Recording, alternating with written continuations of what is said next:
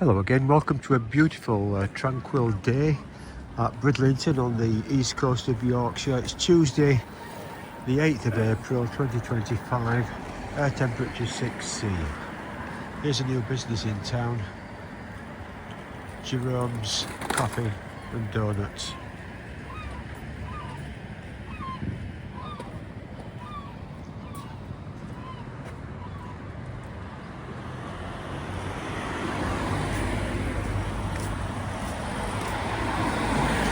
I'll walk through the town and have a look at some of the cafes. Pier 6 over there.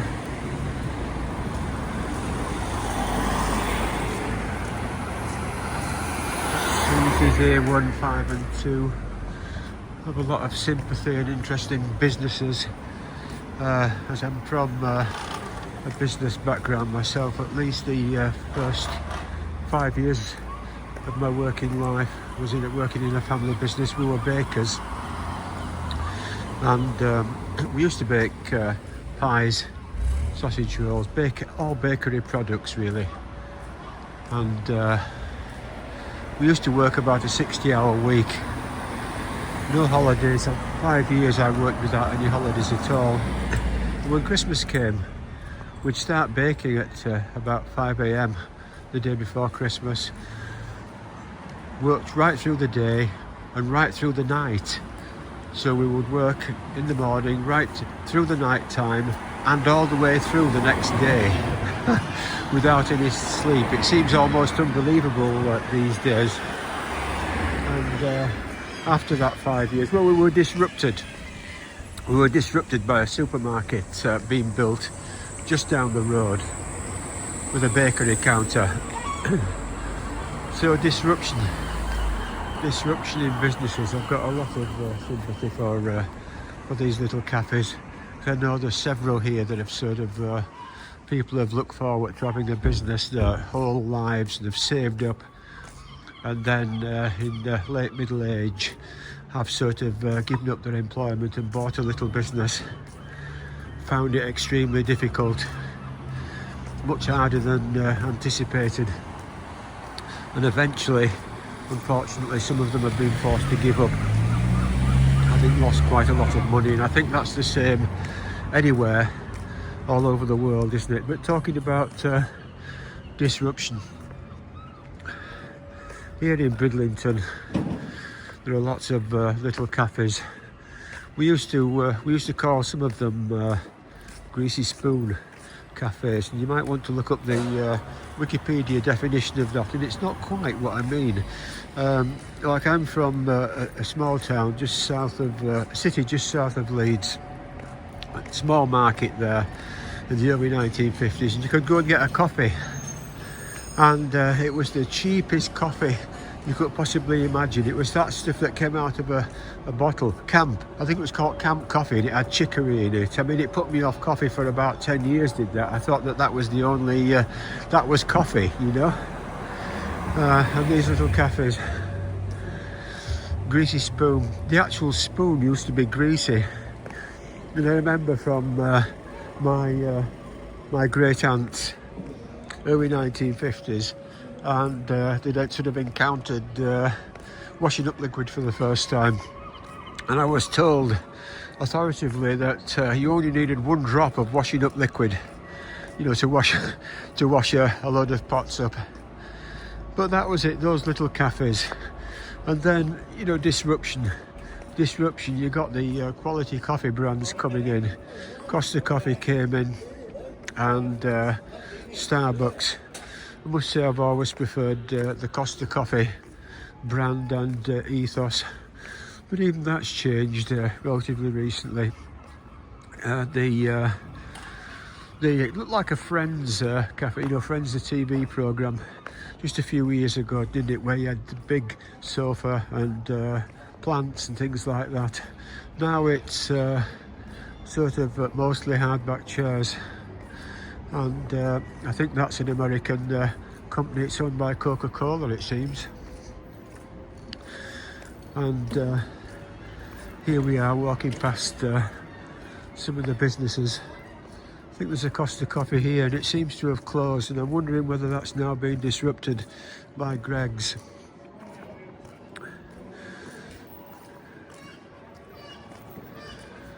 I always thought this was an unfortunate building to have a cafe in, because you had to carry your tray up to the top floor there, up a very narrow staircase inside.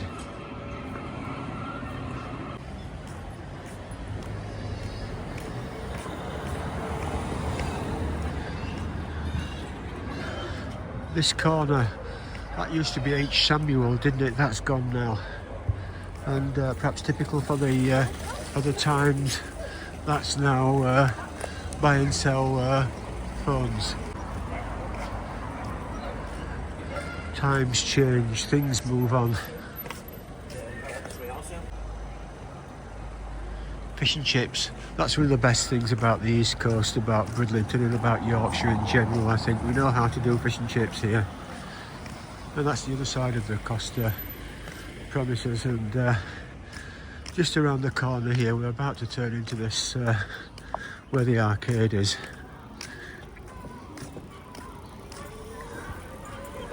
You've got Coupland's, always a popular bakery, and up here you've got this new Greggs cafe, where if you look carefully you can sort of see the inside experience.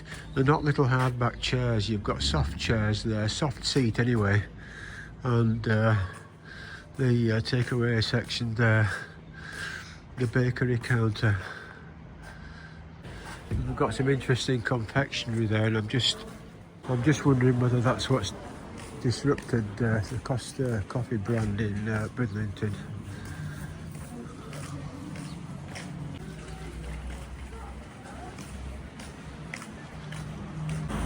Just a reference point.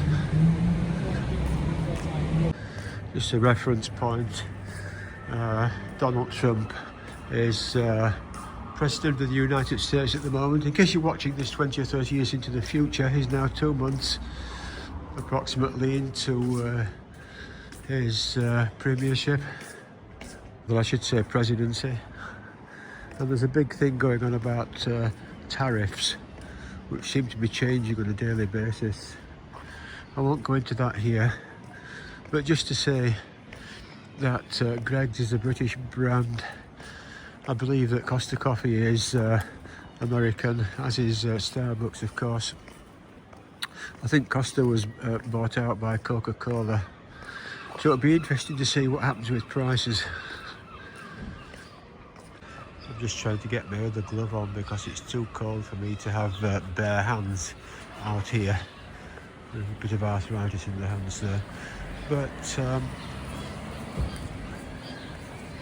it remains to be seen what happens with prices with these American brands now, where the coffee is sourced and so on. This is a popular cafe and has been for a very long time.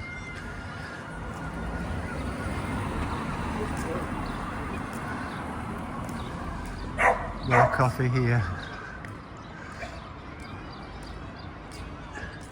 I always thought, for example, the quality was better in Costa, and you sort of know what you're getting, you know, the quality of the stuff, you know. I mean, we were in Naples, we were in Frankfurt, I think it was, and at a Costa there, and the chocolate brownie, for example, was the same quality as in the UK. Walking down onto the harbour now. But again, talking about businesses, and there's a trend, I think, of moving away from comfort in cafes and sort of not exactly going back to the greasy spoon because the quality's there, but the portion sizes are reduced. Have you ever been for a coffee and found out your little square of chocolate is smaller than it used to be, or that they've reduced the sizes of the cups surreptitiously without telling anyone, you know? Well, here we are at Bridlington Harbour anyway, and there is the fishing cobble, Free Spirit. Behind it, Gansey Lass, and over there is the famous Three Brothers. And I think that's Gratitude. the red and white one just at the side there.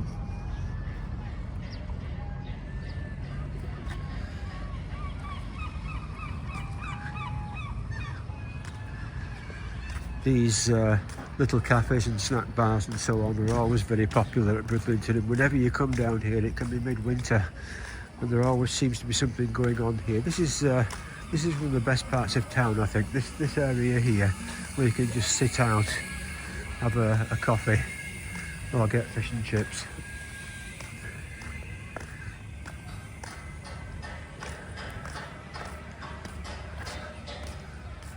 And I am surprised because I can't see the Yorkshire Bell. It's almost Easter.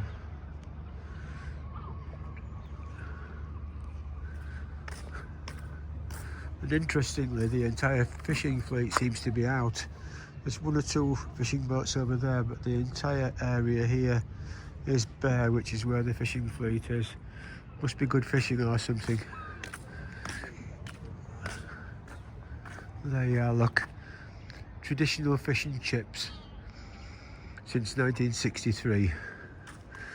If you ever come to Bridlington and you're visiting from another part of the country or another part of the world, the one thing to try is, forget the coffee, go for fish and chips. Yorkshire fish and chips. And here we have the speedboat, the very fast speedboat there, and the gypsy race dredger, and also the pirate ship.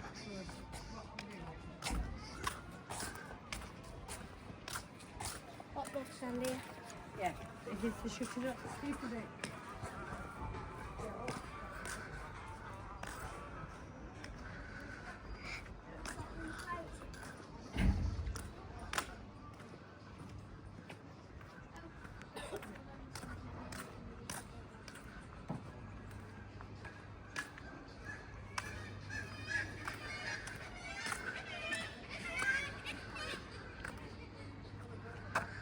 The beauty of the harbour here.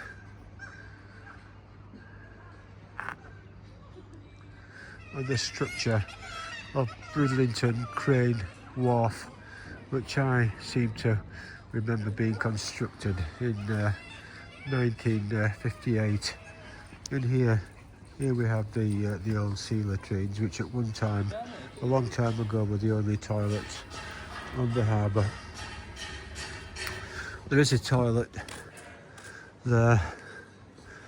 I don't know who owns that, whether it's a private business or whether it's Bridlington Harbour Commissioners. I think you might have to pay to go in, I'm not sure. Whereas the other toilets, the public toilets in Bridlington, are free. So here you've got a cafe, the tea, coffee, sandwiches, that's always the Crane Wharf Cafe, that's always been popular. And here we have the hot dogs.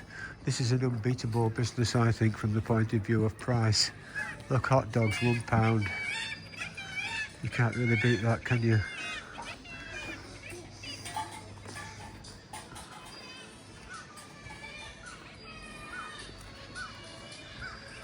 And the pirate ship. Always good value for money, I think, with just the right amount of time that you would want to probably spend out at sea there, a quick ride out and come back. Well, we could walk down here and have a look underneath Bridlington Crane Wharf.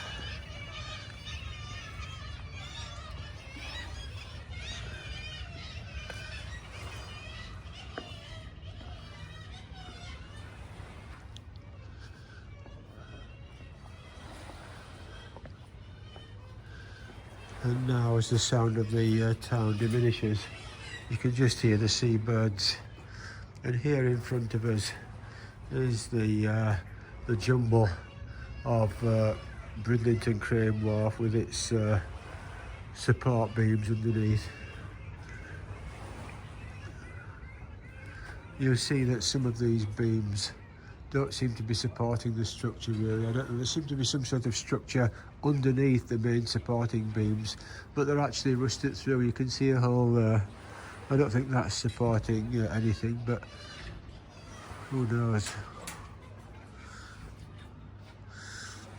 These are the main supports. holding hundreds of tons of concrete up there.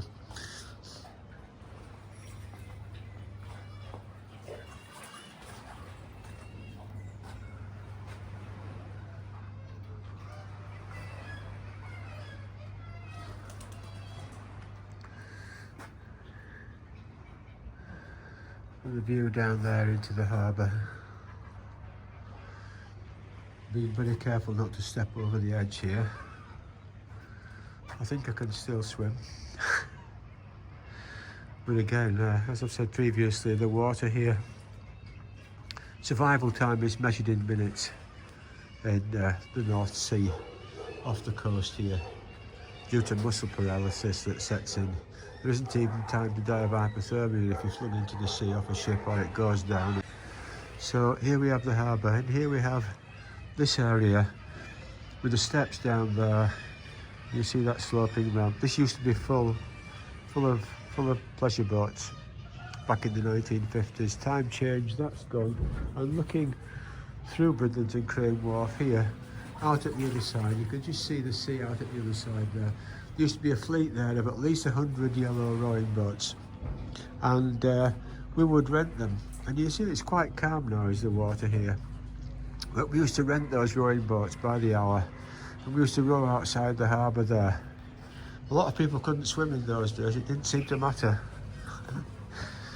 You still, health and safety, I don't think it existed in those days. You could more or less do anything you wanted. I mean, like for example, about probably 25 years ago, maybe more than that, 30 years ago, I used to rent a Wayfarer sailing dinghy. I learned to sail in one.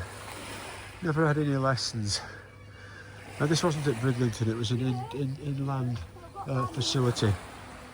Bought a book on sailing techniques, studied that very, very carefully over the course of a weekend, and on a really, really quiet day with just a very gentle breeze, I took this sailboat out, learning as I went along, and actually became quite good at sailing due to doing that. But as I say, that soon went. Health and safety came in, and you could no longer do that. You then had to go on a sailing course and get a certificate. Just one of those things.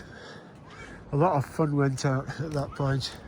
Well, here we are, looking out now towards Bridlington's North Beach, and you see the line of clouds there, which, if you were a sail ship out at sea, coming in this way hundreds of years ago, you would see a line of clouds like that if the conditions were right, and you would know that there was land behind them.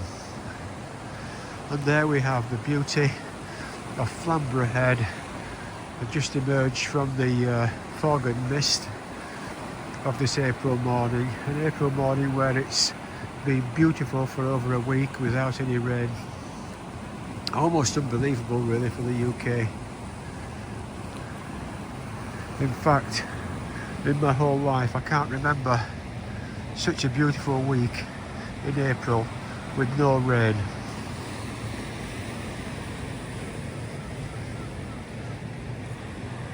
And actually no wind either. Very unusual that, even for Bridlington.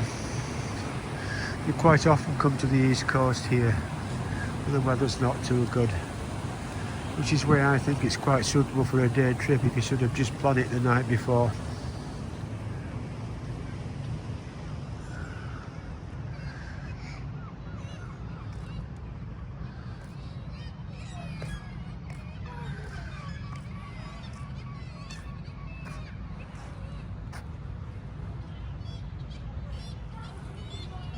And here we have fishing for crabs with a net.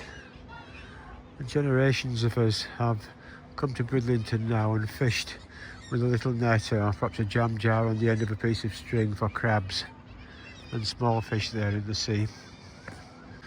Walking now towards the end of Bridlington North Pier, and straight away something's missing here, and I'm wondering what it is, but it's actually the safety wire that goes along between these posts.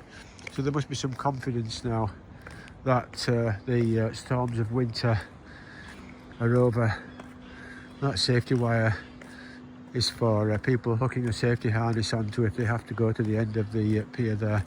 But again, it's not something you would want stretched out when the tourist season's here, is it?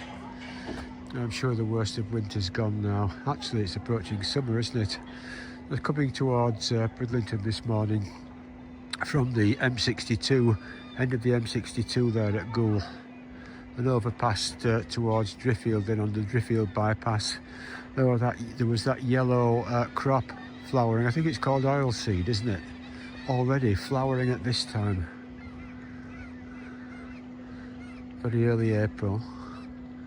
A deserted fish dock, how unusual. Beautiful Bridlington town. And down here we have the slipway that I mentioned earlier. You can just see it down there.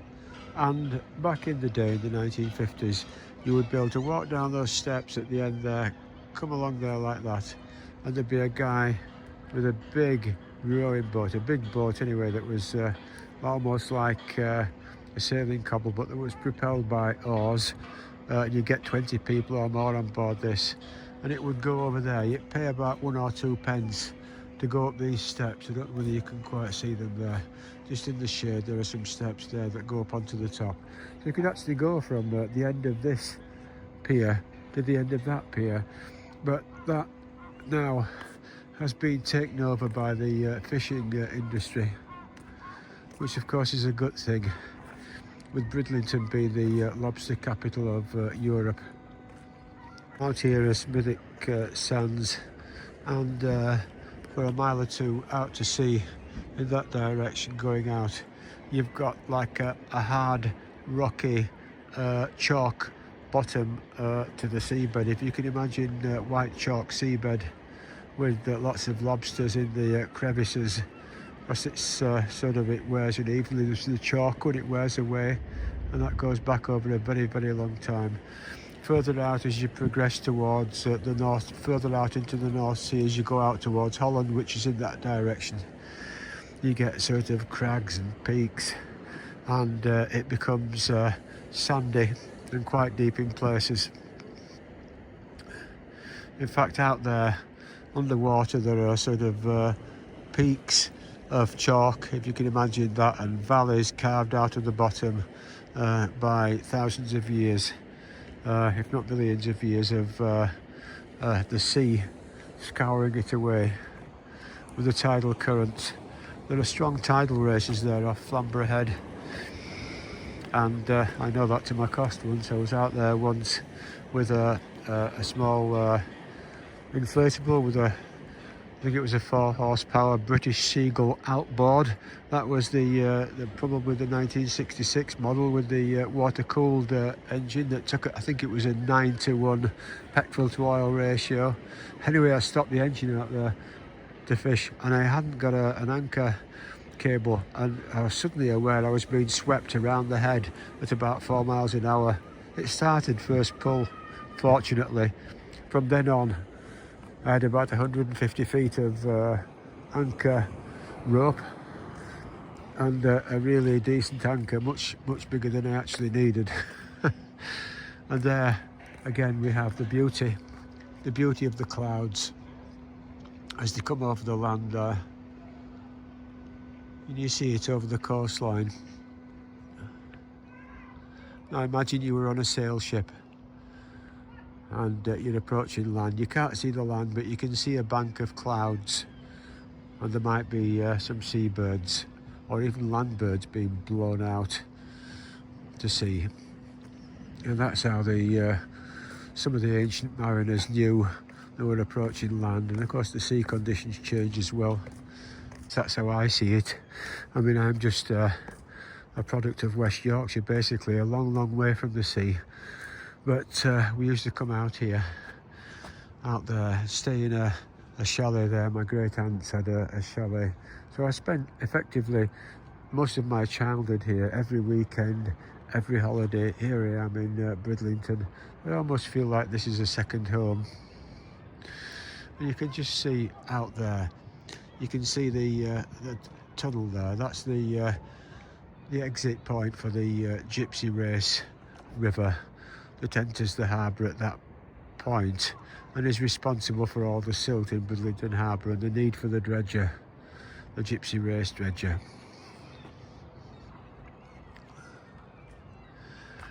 Goes back, you go back far enough.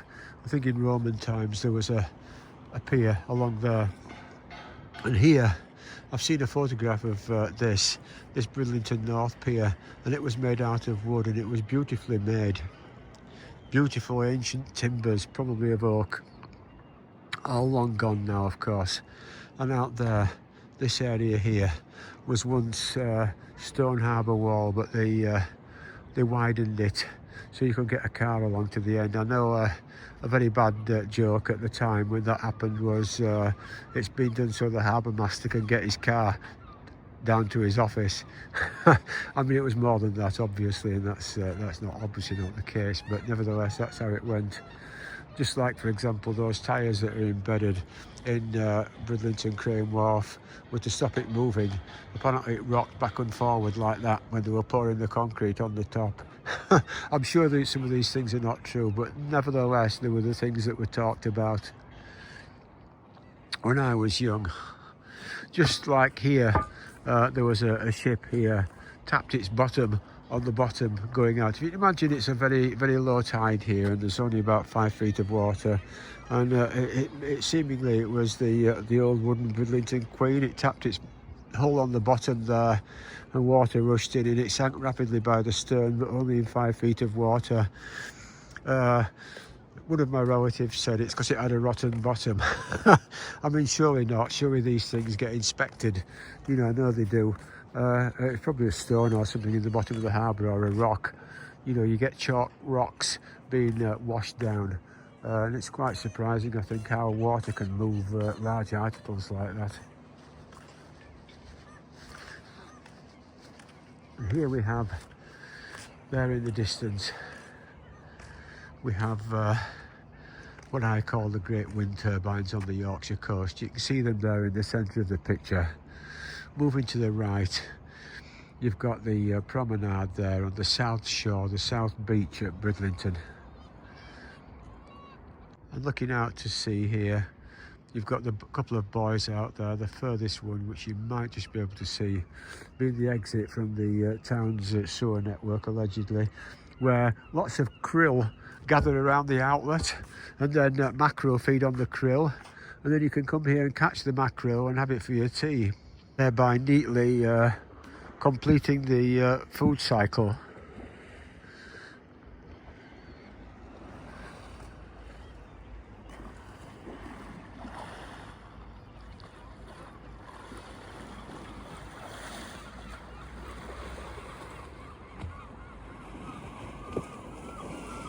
So there you have it at this point in time on this beautiful April 2025 morning at Bridlington. Times have changed for the better, change for the worse. There's a new cafe with waffles, that's a really good thing. Cost of coffee seems to have gone down. Maybe Greg's has disrupted it. Who knows? Maybe there's a taste for sausage rolls here in Bridlington. But whatever, there are loads of cafes and seafood. There's more or less get anything you want in Bridlington. But the principal thing being, of course, fish and chips. And I'd highly recommend coming to Bridlington and eating fish and chips. I'm not sure about eating them on the harbour there. You can do that, but there are some very active seagulls here which will snatch a complete fish out of your hand, or chips. If you give them half a chance, they swoop in from behind and just snatch it out of your hand or off the tray before you know what's happening. So for now, it's goodbye from beautiful Bridlington, and I hope you enjoyed this video. Take care now. Bye.